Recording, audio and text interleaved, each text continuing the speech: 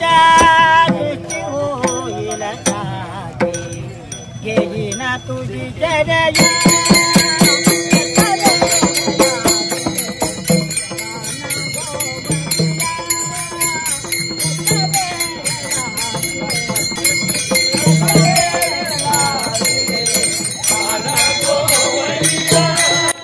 नमस्कार, मी सुजाता। आज आपण गोंधळ वाटेवरचे सगळे वाटसरू सहभागी झालोय जगद्गुरू संत तुकाराम महाराजांच्या दिंडीमध्ये। हा लाखो वारकऱ्यांचा जनसमुदाय निघालाय रिंगण सोहळ्याच्या दिशेने। आपणही या रिंगण सोहळ्याची आज अनुभूती घेणार आहोत। रिंगण म्हणजे वारकऱ्यांच्या निस्सीम भक्तीचा उत्सव। विठ्ठल भक्तीत तल्लीन होऊन हा वैष्णवांचा मेळा रिंगण सोहळ्याकडे उत्साहाने पाऊल टाकत आहे। श्रद्धा, समर्पण आणि विठ्ठल नामाचा अखंड गजर, जिकडे नजर जाईल तिकडे हेच दृश्य दिसतंय। तुकारामांच्या अभंगांवर न थकता चालणारी ही वारी शब्द आणि भावनांची अद्भुत अनुभूती आहे। वारी म्हणजे श्रद्धेचा अखंड प्रवाह। 800 वर्षांहून अधिक काळ पिढ्यानपिढ्या चालत आलेली ही परंपरा या पृथ्वी तलावर दुसरीकडे कुठेही शोधूनही सापडणार नाही। टाळ मृदुंगांच्या गजरात, अभंग ओव्यांच्या नामसंकीर्तनात दंग झालेल्या या वारकऱ्यांची ऊर्जा आणि चेहऱ्यावरचा भाव पाहून अचंबित व्हायला होतंय।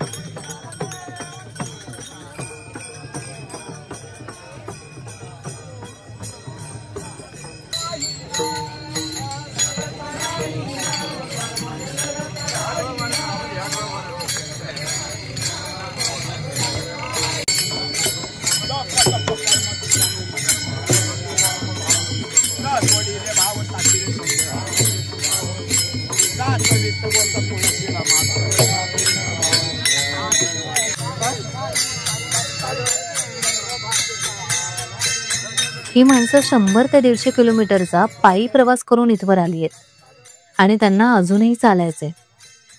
ऊन, पाऊस, वादळ या कशाचाही विचार न करता माऊली माऊली करत सर्वजण मार्गक्रमण करतायत। तुकाराम महाराजांच्या पालखीचंही आगमन झाले। पालखीचा रथ विविध रंगांच्या फुलांनी सजवला। थोड्याच वेळात पालखी जिथे रिंगण होणार आहे त्या ठिकाणी पोहोचेल।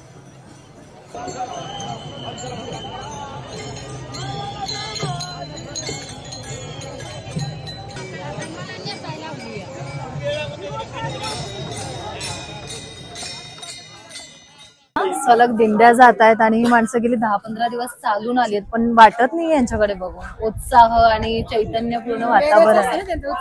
हो, आता हे सगळे इंदापूरमध्ये आलेले आहेत आणि पालखी पण इंदापूरमध्ये आली। आपण आलोय रिंगण बघण्यासाठी। म्हणजे वारीचं जे वैशिष्ट्य आहे ना ते 2 आहेत। तुकाराम महाराजांच्या वारीचं वैशिष्ट्य आहे, पहिलं आहे रिंगण आणि दुसरं आहे धावा।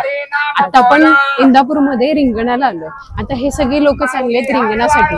रिंगण म्हणजे काय की गोलाकार प्रकारामध्ये सगळे जे वारकरी आहेत ना ते गोलाकार करतात, टाळ मृदुंग घेऊन भजन म्हणतात, त्याच्यानंतर अभंग म्हणतात, गवळणी म्हणतात आणि तुकाराम महाराजांचा जो अश्व आहे, घोडा आहे, तो अश्व प्रदक्षिणा घालतो। अच्छा, आणि मोठा असं तरी त्याला तेच जेवण आणि एकदम लहान असं तरी त्याला ते जेवण, म्हणजे इथं हा भेदभाव ही संकल्पनाच नाही इथे चालत अशी, म्हणजे कुठल्याच प्रकारचा भेदभाव नाही। आणि नाही का जेवढी सगळी चालतात ती लोक एकदम आनंदाने।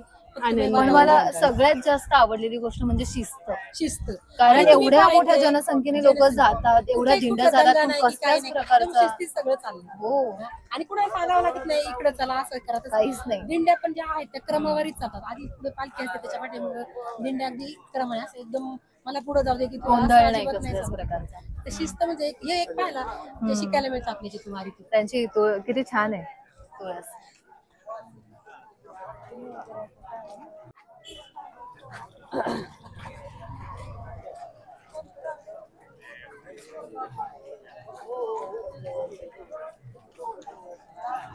सगळ्या ज्या भगिनी आहेत का, ज्याला जेवढं जमन तेवढे ते तुळशी वृंदावन घेऊन पंढरीला घेऊन जातात. एकंदरीत तुळशी मातेला पांडुरंगाची भेट घालवायला नेतात. असं आहे हे नातं. कसं वाटतंय तुला? मला खूपच अद्भुत अनुभव आहे माझ्यासाठी. हो, जाऊ दे एकदा गजर करूयात आपण. तू बोल. पुंडलिका वरदे हरी विठ्ठल श्री ज्ञानदेव तुकाराम, पंढरीनाथ भगवान की जय, माऊली ज्ञानेश्वर महाराज की जय, जगद्गुरु संत तुकाराम महाराज की जय.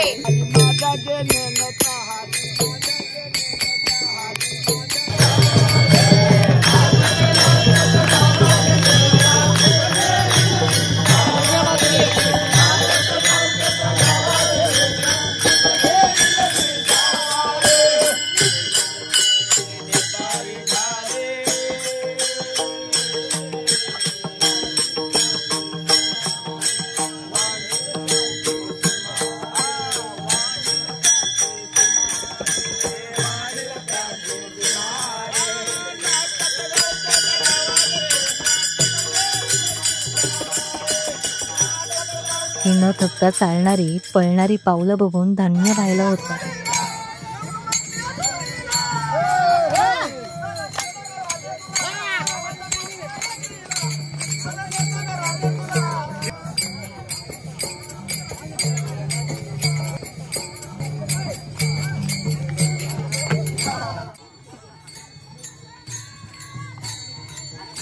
या आनंदवारीत टाळ गळ्यात घालून ज्ञानोबा तुकारामच्या गजरात आम्हीही सामील झालो. कसं वर्णन करायचं या सगळ्या गोष्टींचं? देहभान विसरायला लावणारा हा सोहळा आहे. हरिनामाच्या गजरानं अवघं अवकाश दुमदुमून गेलाय. कानात टाळ मृदुंगांचा आवाज घुमतोय. सगळं वातावरण भक्ती रसात तल्लीन झालं.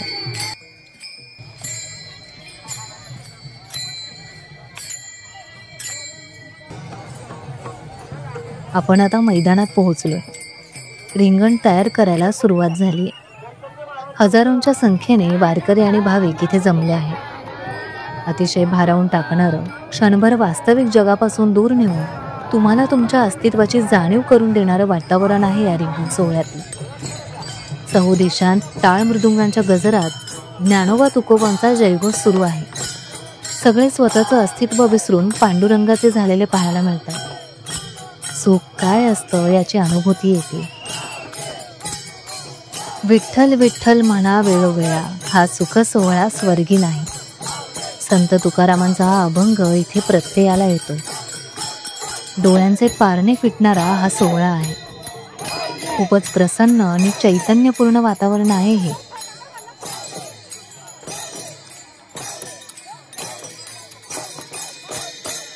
रिंगण हे मोठ्या मैदानात केले जाते. सर्व दिंड्या रिंगणाच्या स्थळी पोहोचल्या की चोपदार रिंगण लावतात. यामध्ये मध्यभागी पालखी, पालखीच्या सभोवती पताकाधारी वारकरी आणि दिंड्या, त्याभोवती रिंगणासाठी मोकळी जागा आणि पुन्हा त्याभोवती दिंड्या आणि रिंगण बघायला आलेले भाविक उभे असतात. वारकरी शिस्तप्रिय असतात, त्यामुळे रिंगण तयार व्हायला फारसा वेळ लागत नाही.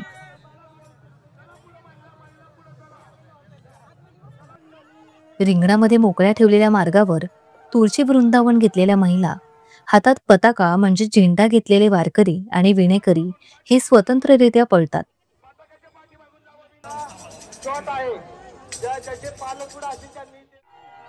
ज्या सोहळ्यासाठी मनोभावे सर्व वारकरी जमले आहेत, तो रिंगण सोहळा आता सुरू झाला.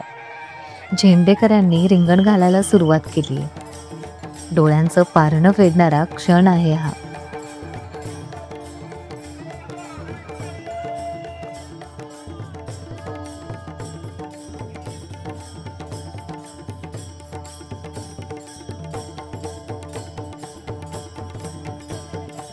डोळ्यांमध्ये काय काय साठवं असं झालंय.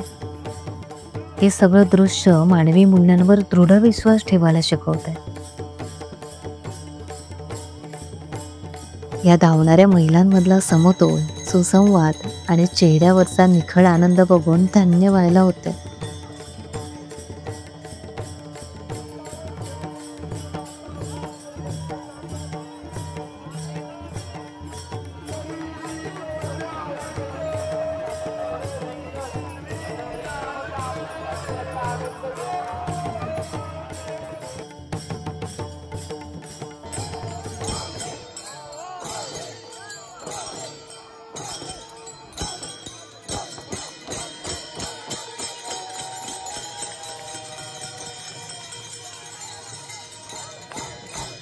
तुकाराम महाराजांच्या पालखीभोवती फिरताना सर्वांच्या डोळ्यात श्रद्धा आणि ओठांवर फक्त एकच गजर सुरू आहे, तो म्हणजे ज्ञानोबा माऊली तुकाराम.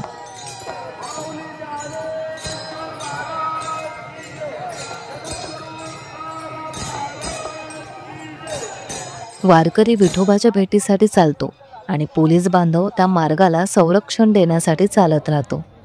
ना थकवा ना तक्रार, फक्त कर्तव्य, निष्ठा आणि सेवाभाव. वारकऱ्यांसोबत पोलीस बांधवही रिंगणात मोठ्या उत्साहाने धावत आहेत. कर्तव्यासोबतच या क्षणी वर्दीखाली एकच भाव असतो, माऊलीचा भक्त. या धावण्यामध्ये ना कोणता हुकूम ना कोणतं बंधन असते, फक्त आंतरिक ओढ ह्या रिंगणाच्या वर्तुळात सामील होण्याची. या धावणाऱ्या पावलांनी कळतंय, कर्तव्य आणि भक्ती एकत्र चालू शकतात आणि भक्तीचं दर्शन झालं की पोलीसही वारकरी होतात. रिंगणाचे मुख्य आकर्षण अश्वांची दौड हे असते. पालखी सोहळ्यात 1 किंवा 2 अश्व सहभागी असतात. यात एका अश्वावर जरी पताका घेतलेला स्वार असतो तर एक अश्व हा रिकामा असतो. चोपदार अश्वाला रिंगणाचा मार्ग फिरून दाखवतात. त्यानंतर त्यात अश्व मोकळा सोडतात. अश्व रिंगणाला 3 फेऱ्या मारतात. यावेळेस सर्व वारकरी भाविक माऊली माऊली असा गजर करतात. या तालातच भरधाव वेगाने दिंडी सोहळ्यातील अश्व गोलाकार प्रदक्षिणा करीत पालखीला अभिवादन करतात. रिंगण झाल्यावर दिंड्यांचे विविध खेळ होतात. हे खेळ होताना टाळ आणि भजन सुरू असते.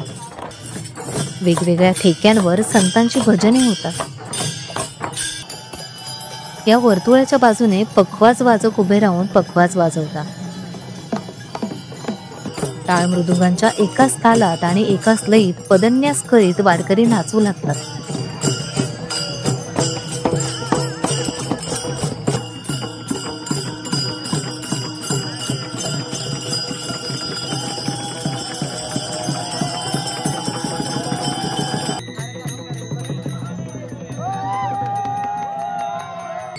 वारी म्हणजे कुठलाही भेद न ठेवणारी चाल. महिला पोलीस सुद्धा वारकऱ्यांच्या खेळामध्ये भक्तिभावाने सामील होतात. वारीच्या वाटेवर ना वयाचा अडसर असतो, ना जातीचा, ना वर्गाचा, ना लिंगाचा भेद. इथे सगळे एकच, माऊलीचे भक्त. फुगड्या खेळण्यामध्ये निरागस आनंद असतो. लहान वयाच्या लेकरांसोबत वृद्ध वारकरी हसून सामील होतात. पुरुष आणि स्त्रिया एकमेकांचे हात पकडतात, कसलाही संकोच न करता, भेद न ठेवता. या खेळात एकमेकांच्या पाया पडणं हे आपुलकीचं, नम्रतेचं आणि भक्तीचं प्रतीक आहे. वारी शिकवते, विठोबाच्या मार्गावर सगळे समान आहेत. कोणी मोठं नाही आणि कोणी लहानही नाही.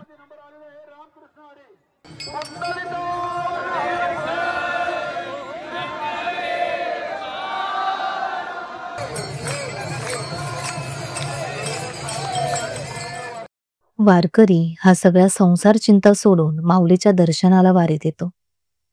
इथे पांडुरंग, ज्ञानोबा, तुकारामांच्या भक्तीत सगळ्यांसोबत एकरूप होतो आणि पुन्हा परत आपल्या मूळ संसाराकडे नव्या ऊर्जेने परत जातो. हे त्याच्या आयुष्याचे रिंगण असते. संतांच्या शिकवणीनुसार जगणारी, गुण्यागोविंदाने राहणारी ही जुनी पिढी जपली पाहिजे आणि त्याचसोबत संतांचे विचार सुद्धा. सामाजिक समरसतेचं, श्रद्धेचं, संतांच्या शिकवणीचं हे रिंगण प्रत्येकाच्या हृदयात सामावलं जावं हीच अपेक्षा. रामकृष्ण हरी.